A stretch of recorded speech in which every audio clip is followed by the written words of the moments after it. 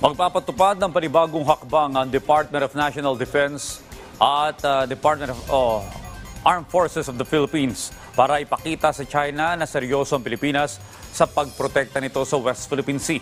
Nagbabalik si Kenneth Pasyente.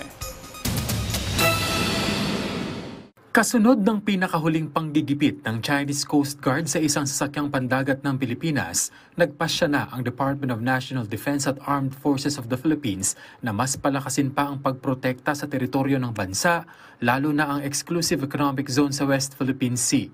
Katunayan, sinabi ni Defense Secretary Gilberto Teodoro na ipatutupad na ng bansa ang Comprehensive Archipelagic Defense Concept o CADC.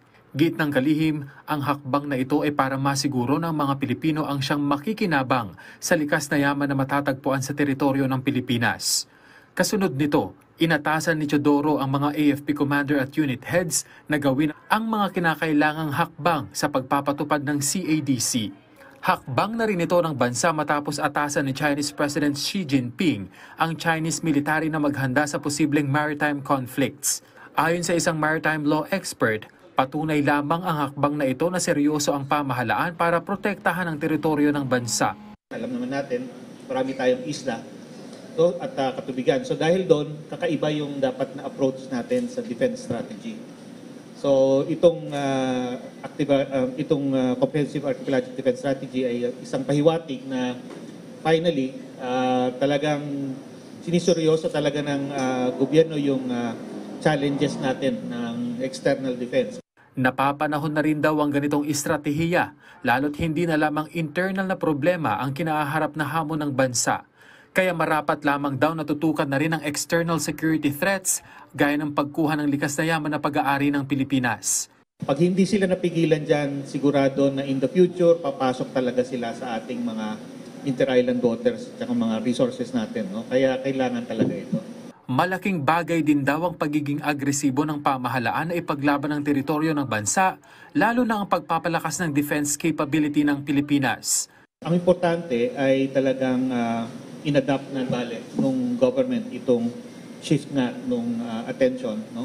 At talagang nakita natin na binubuhusan nga ng pera din ito, no? Kaya yung mga announcements tungkol sa acquisition ng mga barko at yung matagal ng usapan tungkol sa acquisition ng additional na mga combat aircraft, yun yung pahiwatig nga na okay, lilipat na tayo talaga.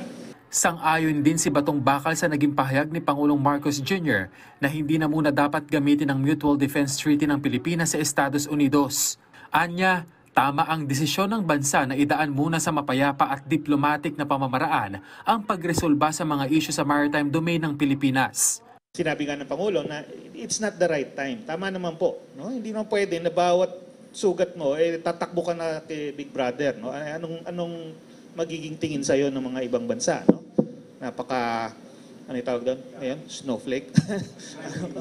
Cry baby. Hindi pwede rin yon. Para sa ating interest din, hindi rin pwede tayong magpakita na parang napakahina natin, ano tawag doon, yung balat sibuyas. Dagdag pa nito na hindi naman kasunduan ang Mutual Defense Treaty ng Pilipinas at US para magsimula ang kaguluhan. Hindi ko mo, ayan, nabasagan tayo ng windshield, ibig sabihin kailangan nang invoke yung Mutual Defense Treaty para mag-umpisa ng bakbakan. Mayroon din po tayong obligation and responsibility ng pag-control ng situation para hindi nga mag-escalate. Matatanda ang panibagong diplomatic protest ang inihain ng Pilipinas kasunod ng pinakahuling insidente sa Ayungin Shoal, kung saan 4 na Philippine Navy personnel ang nasaktan. Pero binaliwala lamang ito ng China. Taong 2016 nang maglabas ng desisyon ang Permanent Court of Arbitration sa Hague, kung saan kinatigan nito ang Pilipinas sa pagkakaroon ng sovereign rights sa WPS. Kenneth Pasyente, para sa Pambansang TV, sa Bagong Pilipinas.